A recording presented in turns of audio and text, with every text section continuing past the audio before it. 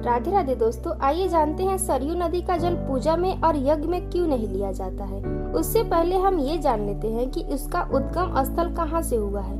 मर्यादा पुरुषोत्तम श्री राम के अवतरण व लीला परम धाम गमन की साक्षी रही सरयू नदी का उद्गम स्थल यूं तो कैलाश मानसरोवर माना जाता है, परंतु अब यह नदी उत्तर प्रदेश के लखीमपुर खीरी जिले के खैरीगढ़ रियासत की राजधानी रही सिंगाही के जंगल की झील से श्री राम नगरी अयोध्या तक ही बहती है।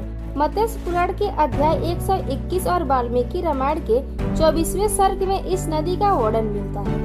इसमें कहा गया है कि हिमालय पर कैलाश पर्वत है जिससे लोक पावन सरयू निकली है। यह अयोध्या से सटकर बहती है। पुराणों में भी सरयू नदी का वर्णन मिलता है। वामन पुराण के 13वें अध्याय, ब्रह्म पुराण के 19वें अध्याय और वायु पुराण के 45वें अध्याय में गंगा, यमुना, गोमती, सरयू और शारदा आदि नदियों का हिमालय से प्रवाहित होना बताया गया है। सरयू का प्रवास कैलाश मानसरोवर से कब बंद हुआ इसका विवरण तो नहीं मिलता है, लेकिन सरस्वती व गोमती की तरह इस नदी में भी प्रवाह भौगोलिक कारणों से बंद होना माना जा रहा है। पौराणिक कथाओं के अनुसार सरयू व शारदा नदी का संगम तो हुआ ही है। सरयू व गंगा का संगम श्री राम के पूर्वज भगीरथ ने करवाया था।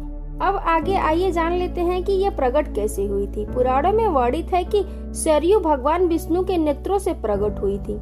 आनंद रामायण की यात्रा कांड में उल्लेख है कि प्राचीन काल में शंखासुर दैत्य ने वेदों को चुराकर समुद्र में डाल दिया और स्वयं भी छिप गया था। तब भगवान विष्णु ने मत्स्य रूप धारण कर दैत्य का वध किया और ब्रह्मा जी को वेद सौंपकर अपना वास्तविक स्वरूप धारण किया।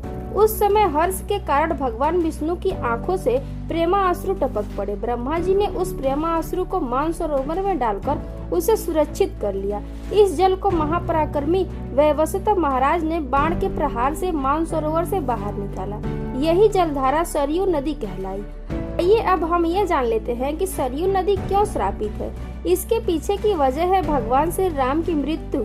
पुराणों की माने तो भगवान राम ने अपने तीनों भाइयों के साथ सरयू में जल समाधि ले ली थी। इतना ही नहीं, भगवान राम के साथ अयोध्या का हर जीव जंतु से लेकर कीड़े मकोड़े तक सरयू में समा गए थे। इसके बाद ही अयोध्या खत्म हो गई थी और भगवान श्री राम हनुमान जी को दूर एक मुद्रिका लाने को भेज दिया था ताकि हनुमान हमारे साथ न आ सके और धरती पर लोगों का कल्याण कर सके। इस पर क्रोधित होकर भगवान शिव ने सरयू को श्राप दिया था कि तुम्हारा जल किसी पूजा में शामिल नहीं होगा क्योंकि तुम भगवान राम की मृत्यु का कारण बनी हो। इस पर सरयू भगवान के पैरों में पड़ गई और बोली, ये जो हुआ वो विधि का विधान था, इसमें मेरी कोई गलती नहीं है। इस पर भगवान शिव बोले कि मैं केवल इतना कर सकता हूँ कि तुम्हारे जल में स्नान करने से किसी को पाप नहीं लगेगा, लेकिन हाँ, उसे पुण्य भी नहीं मिलेगा। ऐसे में यह श्राप सरयू पर आज भी लागू है। साथ ही जब भी यज्ञ होता है तो 7 नदियों का जल लाया जाता है, लेकिन इसमें सरयू का पानी शामिल नहीं होता है। इतना ही नहीं, कुंभ या अर्ध कुंभ का आयोजन भी सरयू के किनारे नहीं किया जाता है। सरयू नदी की पूजा भी नहीं की जाती है, न ही इसका जल किसी मंदिर में पूजा के लिए इस्तेमाल किया जाता है। यह जानकारी पहले आपको पता थी या नहीं, कमेंट बॉक्स में जरूर बताइएगा। मिलते हैं फिर से एक नई कथा की जानकारी लेकर अन्य वीडियो में। तब तक के लिए जय सीताराम।